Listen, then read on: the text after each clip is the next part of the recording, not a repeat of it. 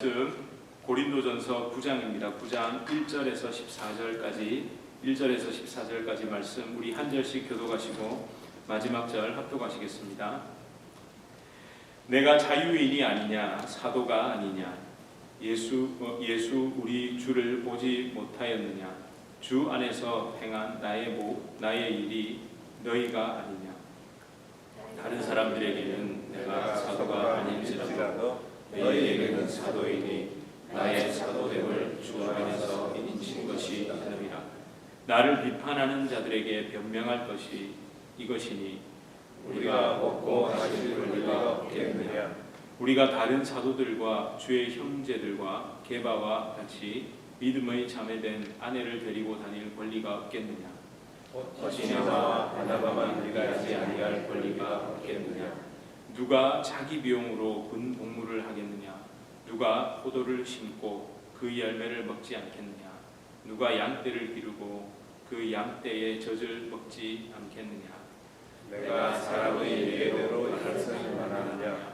율법도 그것을 하지 아니하느냐? 모세의 율법에 곡식을 밟아 떠는 소에게 망을 씌우지 말라 기록하였으니 하나님께서 어찌 소들을 위하여 염려하심이냐? 오로지 우리를 위하여 말씀하심이 아니냐. 과연 우리를 위하여 기록된 것이니 가는 자는 소망을 가지고 갈며 곡식 떠는 자는 함께 소망을 가지고 떠는 것이라. 우리가 너희에게 신령한 것을 뿌렸은즉 너희의 육적인 것을 거두기로 과하다 하겠느냐. 다른 일도 너희에게 이런 권리를 가졌거든 하물며 우리일까 보냐. 그러나 우리가 이 권리를 쓰지 아니하고 범사에 참는 것은 그리스도의 몸에 아무 장애가 없게 하려 함이로다. 성전의 일을 하는 이들은 성전에서 나는 것을 먹으며 제단에서 섬기는 이들은 제단과 함께 나누는 것을 너희가 알지 못하느냐. 이와 같이 주께서도 복음을 전하는 자들이 복음으로 말미암아 살리라 명하셨느니라. 아멘. 예, 우리 서로 좀 앞뒤 좌우로 인사하시겠습니다. 잘 오셨습니다. 반갑습니다. 네, 잘 오셨습니다. 감사합니다. 지난주로 사형리를 마무리했습니다. 그 마지막을 제가 좀 서둘렀던 것 같습니다. 사실 그 마지막 부분이 마음 같으면 저거 3번 정도 나눠서 설교했으면 좋겠다는 생각을 했는데 그걸 이제 접고 한 번에 하느라 좀 제가 후다다닥 이렇게 좀 넘어가 버린 것 같습니다. 그래도 감사한 것은 늘 그렇듯이 개떡같이 말해도 찰떡같이 알아들으셔서 감사했습니다. 이제 고린도전서로 다시 돌아왔습니다. 1장에서 8장에 이어서 이제 9장부터 다시 살펴보고 하나님께서 주시는 귀한 메시지를 좀 나누려고 합니다. 고린도전서를 시작할 때 제가 이런 말씀을 드렸습니다. 고린도 교회는 문제 많았던 그 시대 어느 교회가 아닙니다. 오늘날 이런저런 안타까운 문제로 구설수에 오르는 어딘가에 있는 교회를 향한 책망이 아닙니다. 우리 교회를 향한, 우리 모두를 향한 말씀입니다. 오늘까지 그렇게 하지 않았지만 내일이라도 십자가 은혜 앞에 엎드리지 않으면 같은 길을 걸을 수밖에 없는 우리 교회, 우리 모두를 향한 말씀입니다. 또한 질책과 질타가 아니라 사랑의 부르심입니다. 그러니까 십자가 단단히 붙들라고, 십자가에서 이런 나 때문에 흘리신 보혈에 너희 모두의 심령을 씻으라고 하나님께서 우리에게 편지를 보내신 겁니다. 고린도전서를 기록해서 보내주신 겁니다. 여러분, 오늘 읽은 그 고린도후서 9장 그리고 그 9장 전체의 주제를 좀 이렇게 요약하면, 4글자로 요약해보면 이렇게 할 수 있습니다. 권리 포기입니다. 권리. 당연한 권리. 누구나 그렇게 할 수 있고, 안 하면 바보 같다라는 생각이 드는 그런 것들조차 다 포기하는 겁니다. 예수 그리스도의 십자가 복음을 전파하는 사도 바울과 그의 일행, 바나바를 포함해서요. 그 사람들은 많은 권리를 포기했습니다. 4절에서 6절에 바울이 포기한 권리를 구체적으로 기록합니다. 기록된 것보다 기록 안 한 게 더 많겠죠. 그러면 그가 어떤 권리를 포기했는지 한번 살펴본다면 좀 큰 것만 기록된 것만 첫 번째 뭐죠? 4절에 딱 나오죠. 먹고 마실 권리를 포기했다고 되어 있습니다. 근데 여러분 이건 쫄쫄 굶는 게 아닙니다. 고린도 교회 공동체로부터 공급되는 의식주에 대한 지원, 교회를 통해서 바울이 먹고 사는 것에 대한 지원을 받지 않았다는 겁니다. 우리가 잘 알고 있듯이 사도 바울은 일을 하면서 복음을 전했습니다. 무슨 일을 했나요? 장막 깃는 일, 텐트 수리와 제작 이런 일들을 했습니다. 우리 흔히 말하는 자비랑 선교, 자비랑 사역자가 바로 사도 바울이었습니다. 자, 그렇다면 그가 두 번째로 또 포기한 권리가 뭐가 있습니까? 5절에 있죠. 바로 결혼입니다. 근데 우리가 대부분 사도 바울은 결혼을 했고 아내와 함께 결혼을 하지 않았고 그리고 아내와 함께 복음을 전하는 그런 삶을 살지 않았다고 알고 있습니다. 근데 나머지 대부분의 사도들은 뭐라고 되어 있죠? 심지어 게바, 베드로까지도 아내와 함께 다니고 있잖아요. 그렇게 이제 복음을 전하고 다녔다는 거죠. 근데 사도 바울 본인은 그걸 포기했다는 겁니다. 여러분 또 우리가 그때 한번 살펴봤었죠. 사도 바울의 사별설도 있고 뭐 이혼설도 있고 여러 가지 설이 있잖아요. 그게 참고로 그냥 알아두십시오. 근데 제가 핵심을 뭐라고 말씀드렸습니까?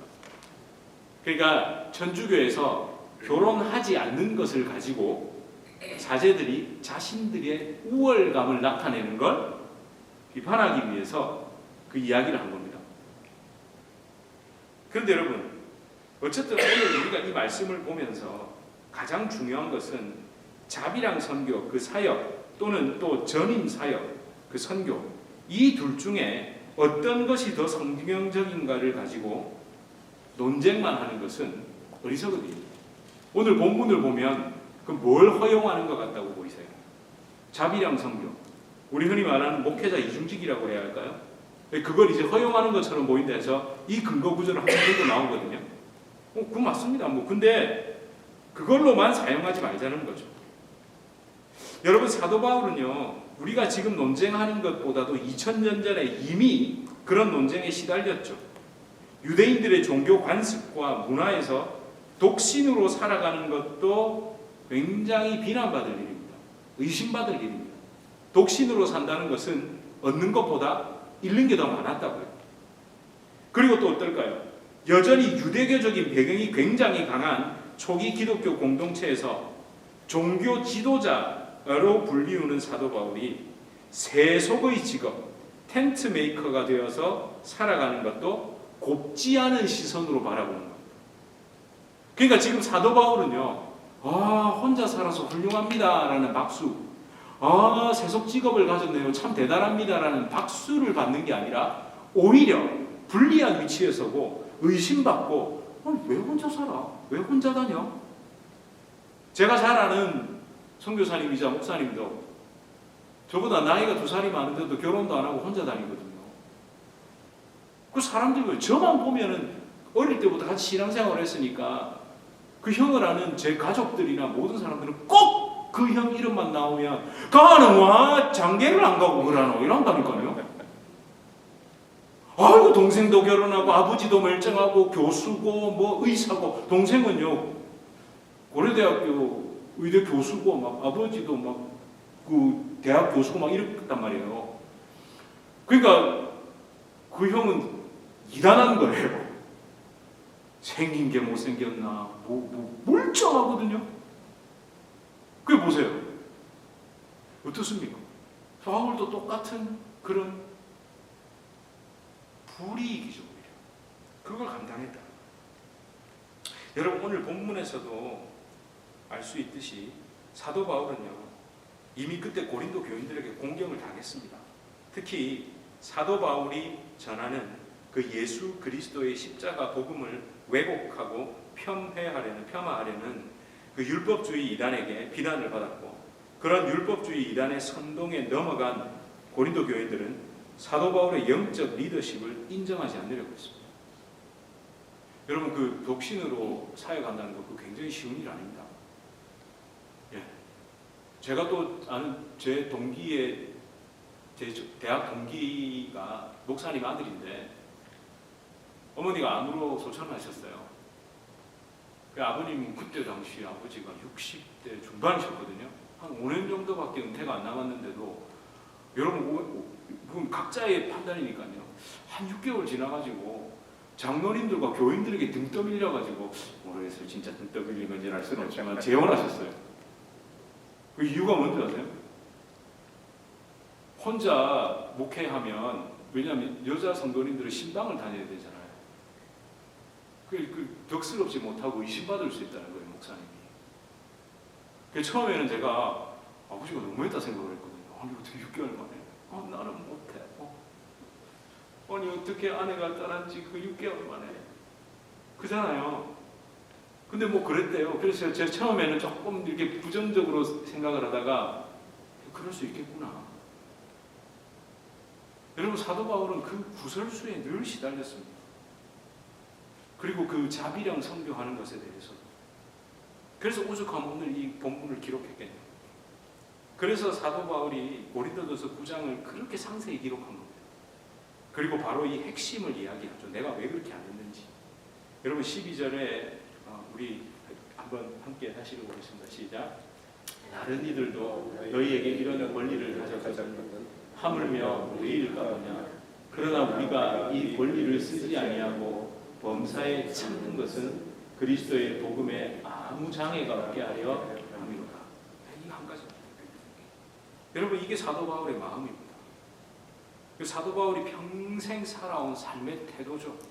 내가 비난을 받는다 하더라도 내가 비난을 받는 걸 감수하고라도 복음의 걸림돌이 되게 하지 않으려면 내가 이렇게 살아야만 합니다. 십자가 복음에 아무 장애가 없게 하려 합니다. 나를 통해 십자가 복음이 전해질 때 내가 걸림돌이 되지 않아야 하기 때문이다. 이 마음이 잘 드러나 있는 거죠. 제가 아까 말씀드렸던 그 독신으로 살아가는 저에게는 제가 형이라고 부르는 분이니까요. 그분이 이렇게 얘기했습니다. 나처럼 사역하기 위해서는 가족이 있으면 안 된다. 사실은 얼뜻 보면 누가 보면 홈리스 같다 그냥 선교지에 가면요. 그날 주님이 인도하시는 대로 가서 정처 없이 가다가 그냥 벤치에서 자야 되면 벤치에서 자기도 하고요. 이 나라로 가야 되면 저 나라로 가고 저 나라로 가서도 이 나라 어디에 있는지 지금도 몰라요. 지금은 동유럽 쪽으로 가 있어요. 네. 원래 올 여름쯤에 저희 교회를 방문하려고 하다가 연락이 왔더라고요.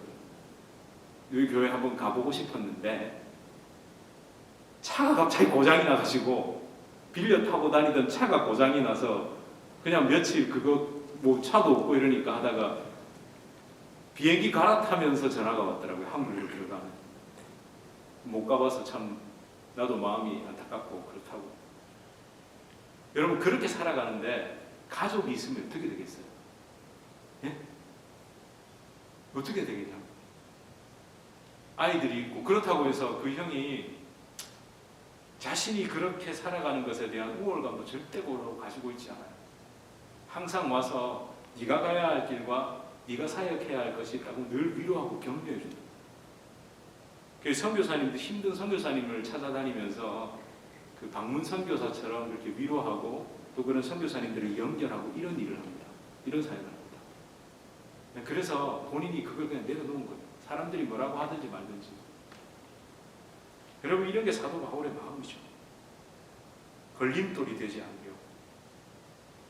여러분 많은 사람들이 이런 본문을 보면서 일반적으로 목회자 이중직에 대한 그 옳고 그름을 판단하는 근거 구절로 사용하는 거 좋습니다만 사도 바울이 왜 이렇게 할 수밖에 없었던지 그 마음을 좀 읽어볼 수 있어야 하는데 그걸 잘 하지 않더라는 거죠. 여러분 목회자가 사역하는 그 교회의 상황과 환경에 맞게 경직되지 않게 목회자의 이중직도 허락될 수 있는 겁니다. 참 사실 주변에 제가 가까이 지내던 분들이 목회지에서 더 이상 생활을 잘 못해서 목수로 일하시는 분도 있고요. 또 어떤 분은 배달 일을 하시면서 그래도 또 목회를 그만두지는 않으시고 그렇게 하면서 살아가시는 분들이 있어요. 제가 어디서 언론에서 본 게 아니라 제가 실제로 또 저희 선교사님 중에도 선교와 자신의 그 삶의 길을 같이 감당하면서 하시는 분도 계시고요. 여러분 다 그런 분들이 귀한 겁니다. 누구는 더 대단하고 누구는 덜 대단하는 게 아닙니다. 여러분 특별히 저는요 목회자 이중직이라는 단어도 사실 사용하고 싶지 않거든요. 왜냐하면 목사는 직업이 아니기 때문에 그렇습니다. 비록 아이들이 그 조사하는 걸 이렇게 가져오면 직업란이 있잖아요. 심지어 보험 이거 제가 클릭을 해도 제 직업을 물어보더라고요. 그러면 이게 그 직업 종류에 있으나 실제로 목사는 성경적으로 볼 때 직업이 아니라 하나님께 부름받은 사명자일 뿐입니다. 그렇다고 또 목사는 제사장도 아니라고 제가 말씀드렸죠. 선지자도 아닙니다. 오해하시면 안 됩니다. 왜냐하면 제사장, 선지자, 왕 그 모든 세 가지 직분을 누가 완성하셨습니까? 예수님이 완성하셨습니다. 예? 예.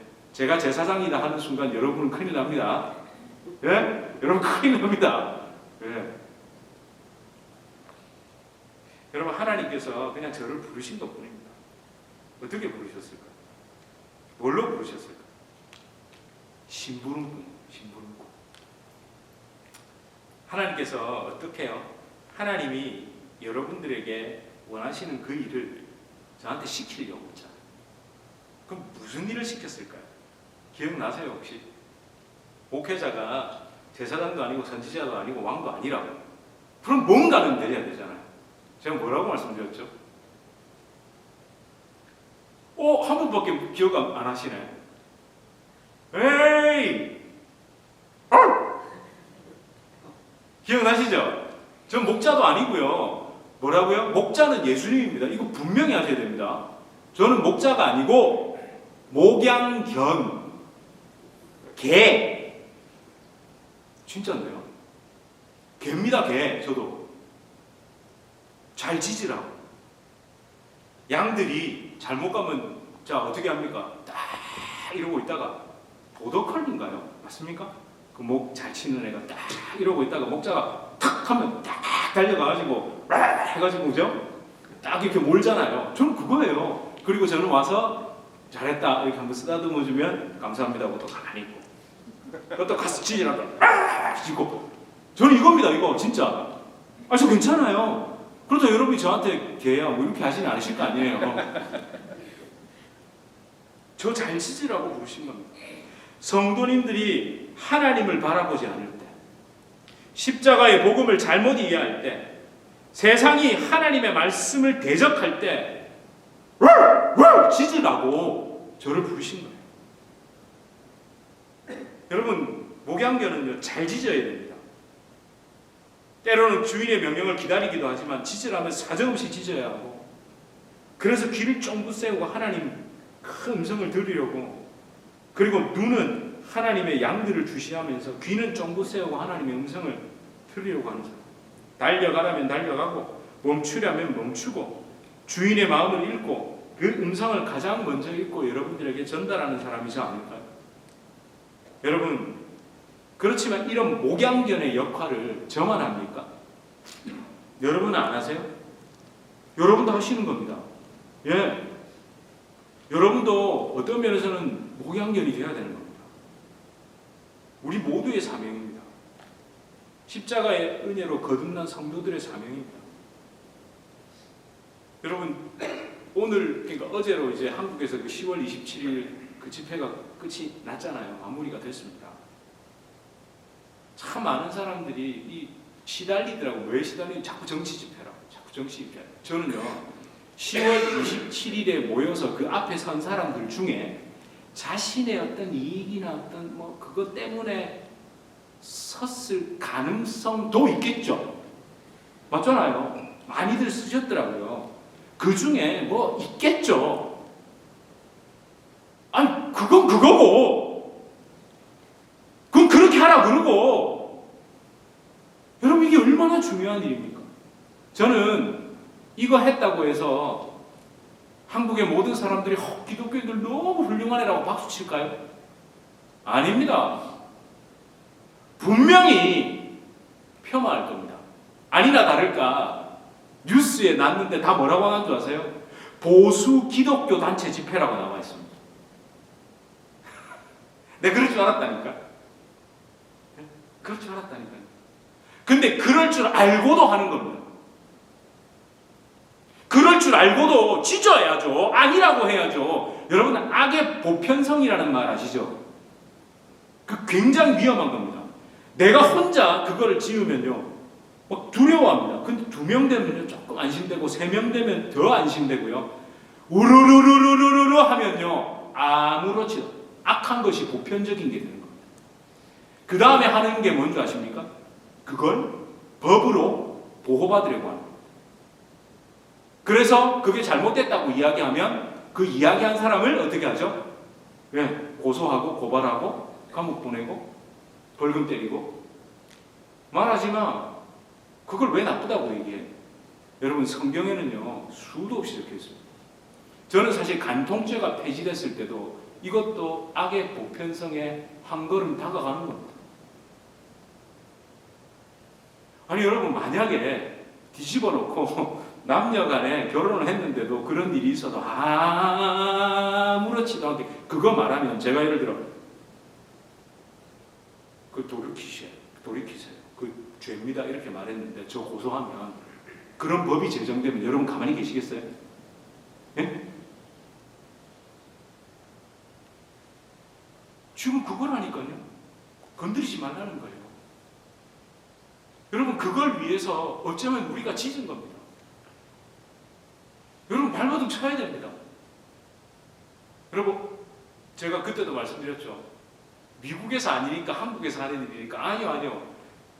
한국에서 그런 일이 일어나서 그게 한번 좋은 예가 되면, 이게 막아지더라 되면 다시 일어날 거 아닙니까? 미국에서도, 영국에서도, 유럽에서도. 여러분, 오죽하면 이런 말도 합니다. 이슬람은요, 율법으로 그거 보셨어요? 극단주의 이슬람은 그런 사람들을 아예 밀어서 그 처형 방법이 여러 가지 있더라고요. 높은 데서 떨어뜨려 죽입니다. 동성연애자들. 누가 그러자입니까? 그것도 잘못됐잖아요. 그런데 또 그냥 예수를 안 믿는 사람 중에도 말 그대로 혐오하는 사람들 있잖아요. 우리는 혐오하는 게 아닙니다. 그들이 정말 주님 안으로 돌아오길 바라는 거잖아요. 근데 그걸 혐오하는 사람들이 기독교보다 이슬람이 더 낫다 이런다니까요. 그거 하나 보고 아주 세게 밀어 떨어뜨려 죽일 정도로 세게 걔들을 정죄하니까. 근데 그런 게 아니잖아요. 주님 품으로 제발 돌아오라고 외치는 거잖아요. 그럼 우리 짖어야 됩니다. 짖을 때는 짖어야 되고요. 아닐 때는 아니라고 해야 된다니까. 여러분, 사도 바울은요, 사실 이 본문 속에서 누구도 비난하고 있지 않습니다. 전임 사역에 대해서도 교회를 통해 이 땅의 삶을 살아가는 그런 공급받으면서 살아가는 것도 폄하하고 아껴보지 않습니다. 자기처럼 세상 일을 하면서 복음을 전하는 그 텐트 메이커의 삶에 대해서도 아주 우월감이라 해야 될까요? 나는 교회에서 그런 거 안 받고 산다고. 그런 우월감을 가지지도 않습니다. 여러분, 이 부분이 굉장히 중요합니다. 전임 사역을 하는 사람도 자비량 사역을 하는 사람도 다 자기를 돌봐야 되죠. 전임 사역을 주장하면서 교회로부터 모든 걸 공급받은 것을 또 자기의 대단함으로. 그래서 목회자들은요, 은근히 자기 사례비, 자기가 교회에서 대우를 얼마나 받느냐 가지고도 너무 속상한 얘기인데, 자동차의 종류를 가지고도 목회를 잘하느냐 못하느냐로 판단한다니까요. 저런 거 하는 거 보니, 저 정도 대우를 받는 거 보니 목회 잘하는 모양이다. 그렇잖아요. 목회를 잘하니까 대우를 잘해줄 거 아닙니까? 예? 그런다니까요. 또 반대로요, 자비량 사역을 하는 사람들 있죠. 자기가 벌어서 자기가 사역하는 분들. 이런 분들도 좀 이렇게 약간 이렇게 나는 내가 벌어서 한다고, 교회에 부담 안 준다고.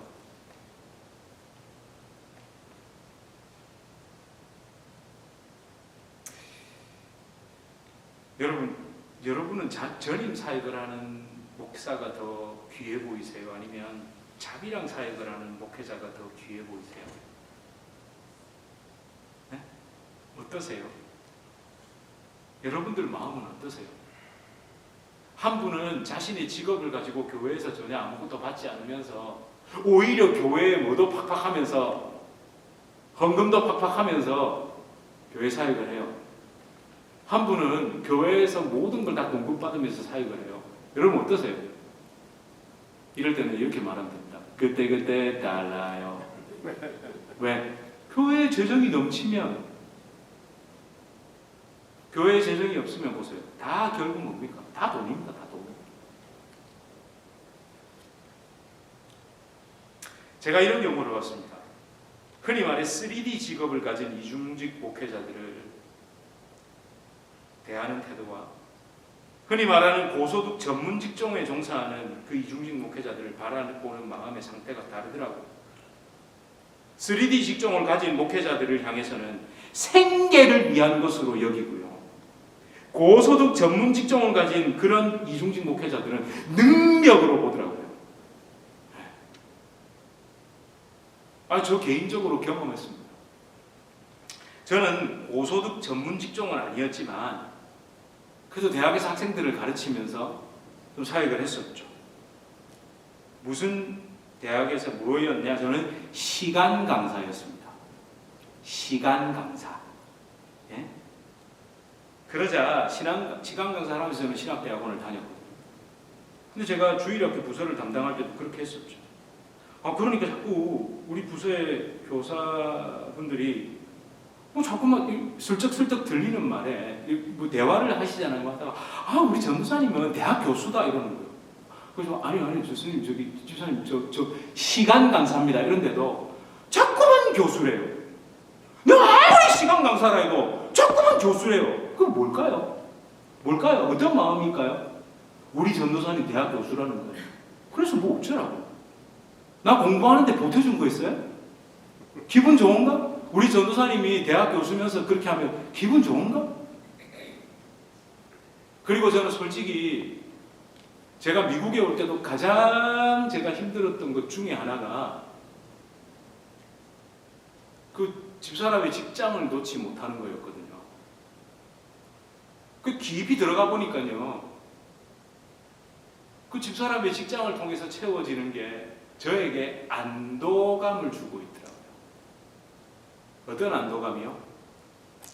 여차하면 나는 먹고 사는 거 걱정 안 해. 넌 언제든지 학교 다시 복귀하면 되고 난 언제든지 지금이라도 레슨하면 괜찮습니다. 시간 다 끝내니까. 그런 안도감에 기대어 있는 거예요. 제가. 그래서 제가 이 목회자 이중직 문제에 대해서는 이중직을 하는 그 사람도 중요하지만 또 이중직을 하지 않는 그 사람도 중요하지만 그 마음속에 뭐가 있냐는 거죠. 그걸 해야 하는 이유. 내 마음이 돈에 문제없는 그 안도감에 기대어 있느냐. 그리고 그걸 바라보고 있는 교인들, 성도들. 그래서요, 목회자들이 그토록 학벌에 집착합니다. 학위에 집착하고. 기왕 말 나온 김에 이런 경우도 제가 겪은 적이 있습니다. 미국에서 학위를 결국 받으셨어요. 그걸 쫙 펼치면서 내가 이 꼬부랑 글씨로 된 졸업장 받으려고 몇 년을 고생했는데 이렇게 그 졸업장이 그렇게 중요해요. 목사님 이러니까 저한테 정말로 그때 제가 전도사였습니다. 전도사님은 꼬부랑 글씨로 된 졸업장 있잖아요. 저 순간 그게 무슨 소리지? 제가 음악을 통해서는 꼬부랑 글씨로 된 학위 졸업장이 있잖아요. 물론 제가 그 한 분만을 폄하하기 위해서 이 말을 하는 게 아닙니다. 우리는 전부 어디에 기대해 있습니까? 그리고 그걸 기대는 이유가 뭡니까? 여러분들은 어떻게 바라보고 계시나요? 여러분들은 학위 있는 목사, 좋은 대학 나온 목사, 큰 교회 목사를 바라보는 저와 여러분의 시선이 어디에 있냐? 그 마음의 자세는 뭐냐고요?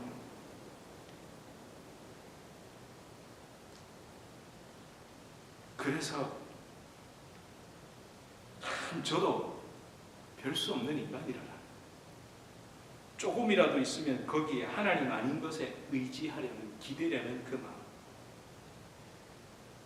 시간이 지나갈수록 그게 저에게 더 간절하게 다가와서, 더 두렵게 다가와서 그저 감사할 뿐입니다. 여러분, 사도 바울은요, 자비량 선교를 하는 자기를 그 우월한 위치에 절대 두지 않았습니다. 전임 사역을 하는 것도 귀한 것으로 여겼고요. 그 13절에 성전의 일을 하는 이들은 성전에서 나는 것을 먹는다고 이야기하고, 제단에서 섬기는 이들은 제단에서 나누는 것을 먹는다고 그렇게 얘기하고 있잖아요. 여러분, 구약 성경과 토라, 당시의 학문들을 연구하며 살았던 사도 바울. 근데 그 사람이 왜 천막 수리공이라는 직업을 택했겠습니까? 제가 앞에서 방금 구약 성경과 토라, 당시의 학문을 연구하며 살았다고 얘기했죠. 여러분, 그런 얘기 많이 들으셨죠? 사도 바울은 가말리엘 문학에서 그 당시 최고의 학문을 했다고, 하버드, 그 당시 하버드 대학에 했다고. 좋습니다. 그 당시 하버드 대학이라고 치자고요. 그래서 어떻게 했다고요? 그거 내려놓고 사도가 됐다고. 근데 여러분, 그거 잘못된 겁니다. 그렇게 얘기하는 거. 자기 희생이 아니고 무엇 때문에 내려놨죠? 12절 다시 한번 보실래요? 무엇 때문에요? 그리스도의 복음에 아무 장애가 없게 하기 위해서. 여러분, 이 장애라고 번역된 에그코페라는 이 단어요, 신약 성경에서 여기에 딱 한 번 사용돼요. 신약 성경에서 걸림돌, 그러니까 걸려 넘어지게 하는 것, 실족하게 하는 것, 이런 것으로 사용된 건 들어보셨죠? 스칸달로입니다. 스캔들 할 때 그 단어입니다. 근데 그걸 27번이나 또 바울도 많이 사용했거든요. 예수님도 많이 사용하셨고요. 근데 왜 사도 바울은 여기서 장애가 되지 않기 위해서라는 이 말, 아무 장애가 없게 하기 위해서라는 표현을 할 때는 에그코페라는 이 단어를 왜 썼겠습니까? 이유는 당연하죠. 거기를 더 도드라지게 하기 위해서, 강조하기 위해서요. 사실은 8장 13절에서 이미 영원히 고기를 먹지 아니하여 내 형제를 실족하지 않게 하리라 에서 스칸달로로 사용했거든요. 그리고 바로 이어지면서는 또 스칸달로가 아니라 에그코페라는 이 단어, 장애물, 이게 안 되게 하기 위해서 내가 이 길을 택했습니다라고 얘기했어요. 여러분, 사도 바울의 모든 선택과 결정은 내려놓음으로 말미암아 사람들이 와, 그런 것도 내려놓으셨어요, 훌륭하네요, 대단하네요, 이 소리를 들으려는 게 아니라 그것 때문에 내가 걸림돌 되지 않겠다는 거예요. 근데 그 걸림돌, 그 선택의 걸림돌은요, 자기 자신입니다. 여러분, 바울에게 제일 잘하는 게 뭡니까? 번역입니다. 번역. 연구하는 겁니다. 책 쓰는 겁니다. 그런데 그걸 어떻게 해요? 안 하겠대요. 여러분, 사도 바울이 히브리어로 된 그 문서들 있잖아요. 그 서적들을 헬라어로 번역해가지고 출판만 해도, 그죠? 먹고 사는데 문제가 있겠습니까? 히브리 철학과 헬라 철학을 다 융합한 다음에 성경의 그 가르침을 풀어가지고 저술, 저작, 역작, 이렇게 두꺼운 책을 펴내면 잘 팔릴까요? 안 팔릴까요? 잘 팔리겠죠. 여러분, 사도 바울은 글쓰기의 달인 아닙니까? 그런데 이 사람이 뭘 택했다고요? 뭘 택했다고요? 텐트 깁는 일을 택했어요. 여러분, 평생 글만 쓰고 책만 보던 사람이 텐트 깁는 일을 한다고요? 여러분, 저는 손을 압수해 보면 그분의 삶이 느껴져요.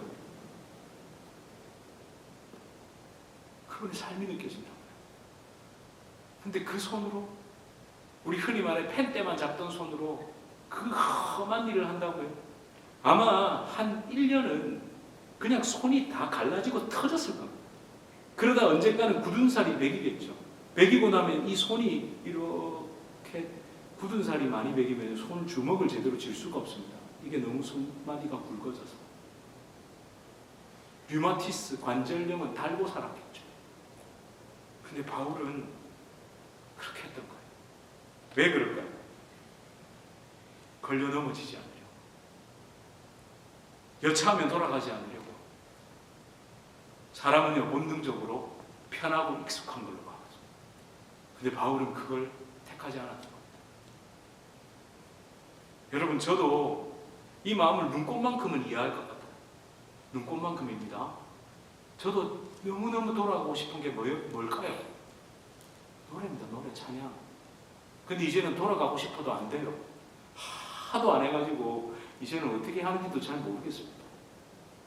근데 얼마 전에 집회 가가지고 있잖아요. 자라라 나오니까 이게 되더라고요. 그러니까 제가 여러분 거기 갔다가 차를 타고 돌아오면서 제 머릿속에 무슨 생각하면서 내려온 줄 아세요? 이제는 하나님이 나를 다시 찬양으로 뭔가를 쓰시려나 이 생각했어요. 저 이 생각했다니까. 이게 사람이더라. 그래서 저는 오늘도 여러분과 함께 주님의 교회를 섬기고 제가 가장 잘할 수 있는 걸 못하는 것도 얼마나 감사한지 모르겠어요. 근데 여러분, 하나님은요 사도 바울이 내려놓고 포기한 것들을 폐기 처분하셨습니까? 폐기 처분하셨나요? 아니요. 하나님 사용하셨습니다. 어떻게요? 하나님의 방법으로, 하나님의 때에. 뭘 하게 하셨죠? 저작과 역작을 하게 하신 게 아니라 편지를 쓰게 하셨습니다. 편지. 거창한 저작 활동이 아니라 편지를 쓰게 하셨죠. 진짜 한 교회를 위해서, 한 사람을 위해서 편지 쓰게 하셨습니다. 그리고 그는 떠났는데 나중에 이게 말 그대로 뭐가 됩니까? 성경이 되버리고. 하나님은 그렇게 쓰시더라고요. 여러분, 또 이렇게 오해는 마세요. 제가 사실 이거 얘기를 지난번에 한번 했을 겁니다. 이 사도 바울이 이 텐트 메이커의 삶을 택하면서, 근데 이 얘기를 제 설교를 들은 어떤 분이, 목사님이 찔리더라고.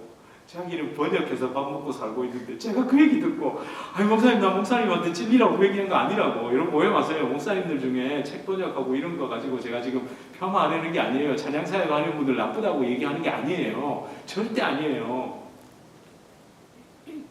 여러분, 하나님은요 하나님의 때의 방법에 하나님이 폐기 처분하시는 게 아니라 나도 모르게 그 일을 하시다는 거예요. 제가 이런 설교를 할 때마다 가장 잘하고 내가 쉽게 할 수 있는 것을 내려놓으라고 하면, 자신이 하기 싫어서, 내가 귀찮아서, 그냥 피곤해서 하기 싫은 걸 그걸 딱 붙잡고 안 해도 돼, 이렇게 생각하는 사람도 있거든요. 또 반대로. 그런 게 아닙니다. 하나님께 정말 온전히 드리는 거예요.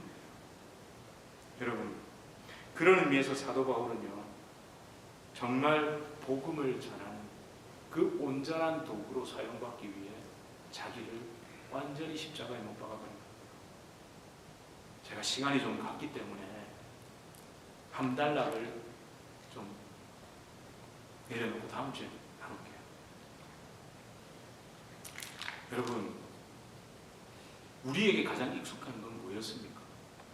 저와 여러분에게 가장 잘한다고 칭찬 듣는 것. 그거는 당연히 그렇게 해야지. 그거는 뭐 이 정도는 뭐 어때라면서 우리가 너무나도 당연한 권리라고 생각하는 게 뭐가 있나? 그것을 내려놓을 수 있는 건, 그것을 포기할 수 있는 건 진짜 은혜가 아니면 안 됩니다. 바울은 그걸 했던 겁니다. 여러분, 이 시간 우리가 함께 기도할 때 하나님,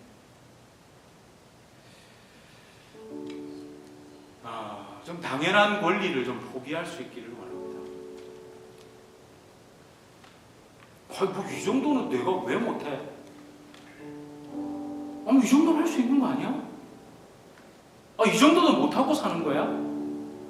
그것도 한번 돌아보자는 거죠.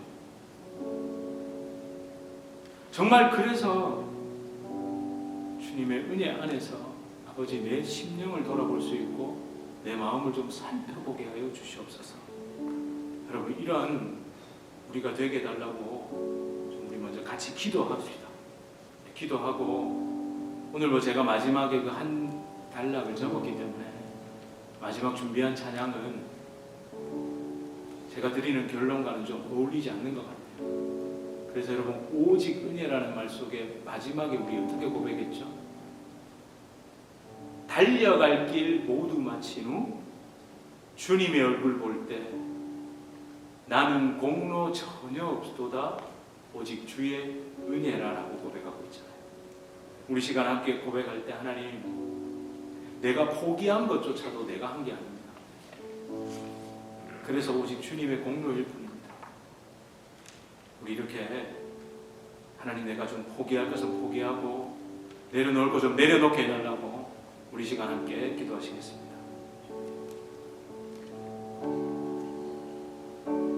주여, 아버지 하나님, 주님 우리 안에 주님을 향한 그 사랑, 아버지 하나님, 하나님 우리에게 너무나 당연한 것들이 많습니다. 너 이만큼 살았는데, 내가 이 정도 했는데 뭐 어때? 이 정도는 할 수 있잖아 라는 것도 많고, 아버지 하나님, 그렇게 우리가 주님 하는 것들로 지금 거기에 기대며 살아가고 있습니다. 주님 도와주시옵소서.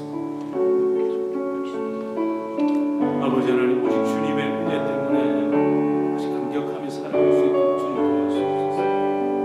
아버지 하나님, 아버지, 내 평생 살아온 것이 주님의 은혜인데 하나님, 나에게 아무 공로가 없는데 하나님, 그런 나를 부르게 주시옵소서. 아버지, 도와주시옵소서. 아버지, 달려갈 길 모두 마치며 내가 주님을 아버지 하나님, 나는 공로가 없다고 내가 포기한 것조차 하나님 내려놓을 수 없는 내가 내려놓았다고 주 아버지 하나님 할 수 있도록 주님 도와주시옵소서.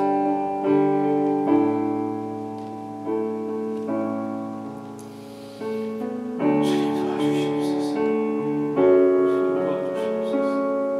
아버지, 주님 앞에 오직 주의 은혜를 고백할 수 있도록 우리 찬양 함께 드릴까요? 내 평생 살아온 길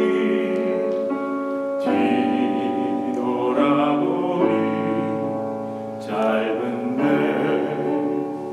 인생길 오직 주의 한 번 더 고백합니다. 내 평생 살아온 길 뒤돌아보니 짧은 내 인생길 오직 주의 은혜라, 주의 은혜라, 주의 은혜라. 내 평생 살아온 길 주의 은혜라, 주의 은혜라. 감이 없는 사랑, 달려갈 길 모두 마친 후 주 얼굴 볼 때 나는 공로 전혀 없도다 오직 주의 달려갈 길 모두 마친 후 주 얼굴 볼 때 나는 공로 전혀 없도다 오직 주의 은혜라. 하나님, 사도 바울의 모습을 바라보면 자신이 자비랑 선교를 하는 것도 독신으로 살아가는 것도 내가 뭐 대단한 걸 포기했다라고 말하지 않습니다. 나 그저 하나님 앞에 걸림돌 되지 않는 삶, 하나님, 나의 인생 때문에, 나의 말 한마디 때문에, 내가 선택하고 내가 걸어가는 길 때문에 누군가 주님을 만나지 못하고 시험 들까봐, 혹시라도 그것이 장애물이 될까봐 그저 그냥 하나님 앞에 가녀리고 연약하고 겸손한 마음으로 살아갔던 하나님, 그것조차도 은혜 아니면 안 됩니다. 내가 십자가에 죽지 않으면 안 됩니다. 하나님, 그런데 그게 정말 기뻤던 것 같습니다.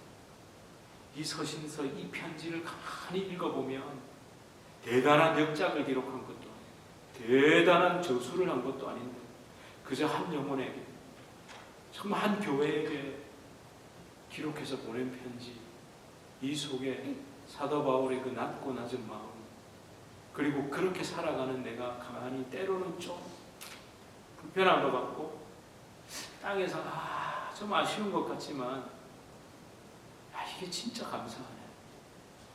이 안에서 주님을 발견하니 주님의 뜻을 보고 주님의 마음을 보니 너무 좋네. 그 기쁨으로 살아갔던 바울의 마음을 봅니다. 하나님, 우리 성도님들의 이 마지막 남은 인생의 삶을 정말 바울처럼 주님 은혜 때문에 내려놓을 줄 알고, 주님 은혜 때문에 포기할 줄 알고, 그리고 주님 은혜 때문에 내가 혹여라도 복음의 통로로서의 걸림돌이 될까봐 그렇게 좀 간절한 마음이 넘치게 하여 주시옵소서. 하나님, 우리 뉴저지 주님의 교회 그런 간절함으로, 그런 낮은 마음으로 가득한 성도들이 먼저 우리가 되게 하시고, 그런 주님의 사람들이 많이 와서 함께 예배드릴 수 있도록, 또 이곳에 와서 그렇게 변화될 수 있도록 하나님께서 우리를 축복하시고 사용하여 주시옵소서. 예수님 이름으로 간절히 기도드립니다. 아멘. 우리 주 예수 그리스도의 은혜와 하나님 아버지의 극진하신 사랑과 성령 하나님의 위로 교통 교제에 충만케 하시는 역사, 우리를 진정한 예수 닮은 마음으로 끝까지 살아가게 하시는 성령의 놀라운 역사가 우리 주님의 교회 성도님들과 이 자리에 예배드리시는 주의 백성들, 그리고 그분들의 모든 가정과 삶과 그리고 하시는 모든 일 가운데 이제로부터 영원토록 함께 있을지어다. 아멘.